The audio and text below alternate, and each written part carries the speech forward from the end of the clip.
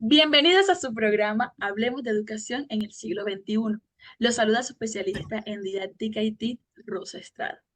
En este episodio abordaremos la temática de didáctica, pedagogía y aprendizajes en tiempos de virtualidad. Para eso tenemos dos invitados especiales. El primero, nuestro especialista en didáctica del siglo XXI, Rafael Rodríguez Mier, Hola, ¿qué tal? Un saludo para todos, un gusto estar aquí. y nuestro especialista en TIT, el señor Juan Fernando Pertus. Muy buenas noches a todos, gracias por esta entrevista. Ok, muchísimas gracias a ustedes por compartir este espacio con nosotros. En la actualidad entendemos que enseñar se ha vuelto cada vez más complejo y aprender se ha convertido en una experiencia que es mucho más desafiante para los estudiantes. Por otro lado, también entendemos que cada nivel educativo tiene su propia especificidad y está determinado por las necesidades sociales y educativas a las que la escuela pertenece y que pretende responder a un objetivo educativo, ¿cierto? Entonces, entendiendo esta, digamos que esta problemática que nos presenta el siglo XXI, señor Rafael, ¿usted qué piensa y cuáles son los principales desafíos que enfrenta la didáctica del siglo XXI? Vale, desde mi punto de vista considero que los principales desafíos incluyen la integración efectiva de la tecnología en el aula. Por otro lado, también la adaptación a un entorno educativo cada vez más diverso y multicultural. Así también la necesidad de desarrollar habilidades como el pensamiento crítico, la resolución de conflictos en los estudiantes. Ok. Señor Juan, hablamos de un entorno educativo más diverso y multicultural. La misma pregunta para usted. ¿Cuáles son esos principales desafíos que enfrenta la didáctica en el siglo XXI? Bueno, la didáctica en el siglo XXI enfrenta para nuestro sistema educativo y en general una serie de transformaciones que permitan la formación en el uso de esta herramienta para así llevar a cabo unos buenos procesos de enseñanza y aprendizaje. La didáctica como esa que conlleva a estos dos procesos se hace fundamental para entender la dinámica que implica la educación virtual. Ok. Usted como especialista en TIC en el siglo XXI, le pregunto, hay una integración afectiva de la tecnología. ¿Qué papel juegan las nuevas tecnologías en la enseñanza del siglo XXI? Bueno, fíjense, por ejemplo, con esta ola de revoluciones en los paradigmas educativos, hay uno en especial que es el paradigma del conectivismo, que rompe con lo que se ha venido del paradigma tradicional, que si bien ya cumplió su función, todavía los docentes seguimos, y me incluyo porque seguramente lo analizo y seguramente estaré haciendo de manera particular algunos enfoques, pero en general es la tendencia. Un nuevo paradigma desde George Siemens permite ahondar cómo se debe de enseñar, bajo qué recursos y así llevar a cabo, como dije anteriormente, unos buenos procesos de enseñanza, aprendizaje. Ese es uno de los tantos. Entonces, yo creo que esa es la parte fundamental en analizar. Ok, muchas gracias. Señor Rafael, usted como docente de lengua castellana y especialista en didáctica del siglo XXI, hay una pregunta que nos surge a nosotros, a nuestros oyentes y a mí, y es cómo se puede abordar la diversidad cultural y lingüística en el aula en el siglo XXI desde el rol docente.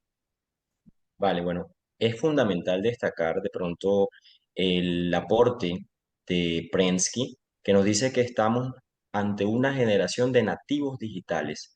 Los estudiantes de hoy en día crecen con los medios digitales, con las tecnologías de la información a la mano. Entonces, es importante que nosotros como docentes tengamos el rol de ser un guía, facilitador, mediador de ese aprendizaje digital y de esa manera vamos a orientarlos y a apoyarlos mientras navegan por un mundo de información abundante y tecnología en constante evolución. Ok. Señor Juan, hablamos de el docente como mediador del aprendizaje, ¿cierto?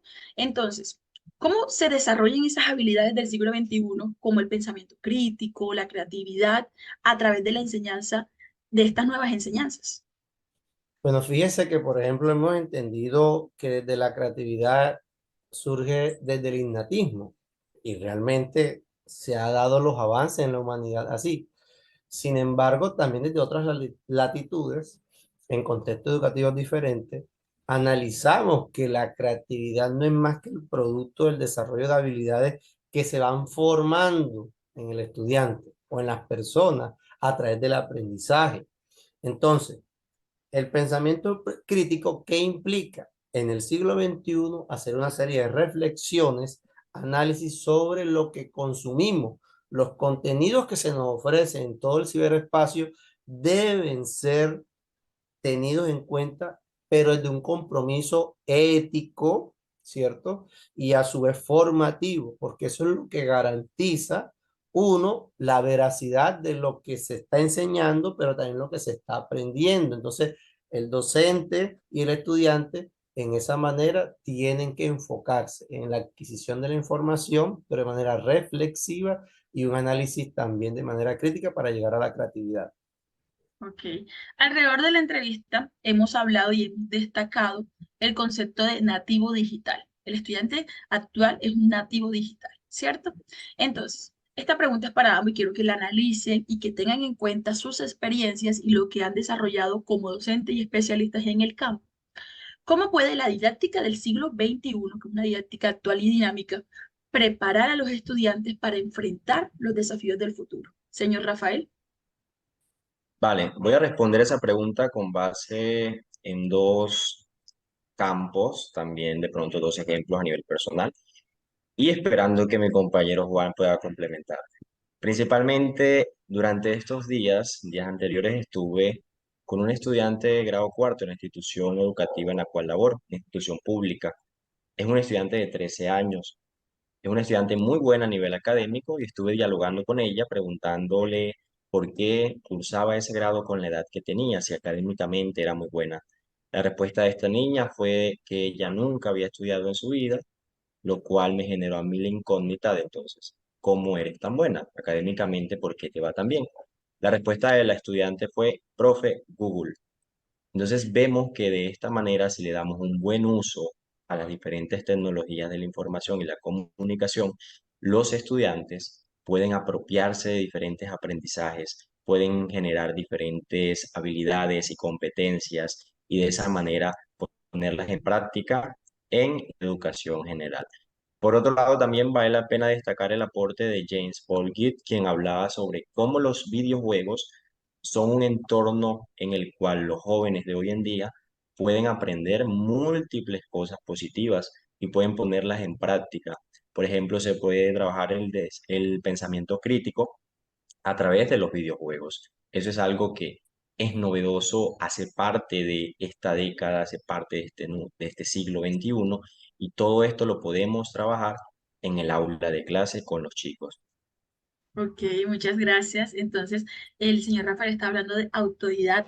La misma pregunta para usted, señor Juan. ¿Cuáles son, cómo van a enfrentar nuestros estudiantes estos nuevos desafíos? Fíjese que el profe dijo algo y es en el tema del uso y eso lo conlleva a una de las preguntas que compañera Rosa decía y era, por ejemplo, ellos al ser nativos ya están inscritos como tal en la manipulación de la información, pero ¿qué hace falta? Enseñarles de manera formativa y ahí es donde radican las competencias. Esas competencias que desde la era digital a veces nos parecen que los estudiantes se vuelven como aislados, muy individualistas, y entonces surgen las encrucijadas. Entonces, una de las competencias en la era digital para trabajar con los estudiantes debe ser, uno, valga la redundancia, el trabajo cooperativo y colaborativo, ¿cierto? Desde cada uno según sus necesidades, así como a su vez el poseer los recursos necesarios, porque los contextos son diferentes y más como en el caso colombiano, siempre están las particularidades. Entonces, el formarlos implica eso, una buena inversión, pero también capacitar al docente, formarlo a él para que entienda las dinámicas. Y también algo muy interesante, cuando se forma, estos procesos no son a corto plazo, son a mediano y largo plazo. De ahí que la anécdota que decía el profe es cierto. Los estudiantes están ahí pilosos en la forma de ver. Y no necesariamente tuvo que haber pasado por la escuela para tener que manipular eso. Ya estuvo. Pero ¿qué hace falta? Formar. Julián de Zuviría lo señala en su libro, que es la pedagogía conceptual, y de ahí habla eso. También la parte emocional en la era digital nos hace también saber entender sobre las situaciones complejas que maneja esta, esta era. Entonces yo pienso que esos son los factores necesarios para eso. Ok, entonces hablamos de colaborar de manera, que la colaboración de manera afectiva y efectiva será el principal y esencial propósito para el éxito de nuestros estudiantes. Entonces, fue un placer para nosotros en nuestro programa poder tenerlos aquí, poder tener sus aportes. Yo sé que nuestros oyentes cumplieron con sus expectativas y más allá respondieron a sus interrogantes. Muchísimas gracias por estar aquí, señor Juan. Muchas gracias a usted y al compañero. Gracias. Muchas gracias, señor Rafael. Muchísimas gracias por la invitación y bueno, espero que estos espacios se sigan dando para que de esta manera sigamos informando a los docentes de hoy en día. Ok, muchísimas gracias a nuestros oyentes por siempre estar ahí. Recuerde que este es un programa de docentes para docentes. Hasta luego. Hasta luego. Gracias.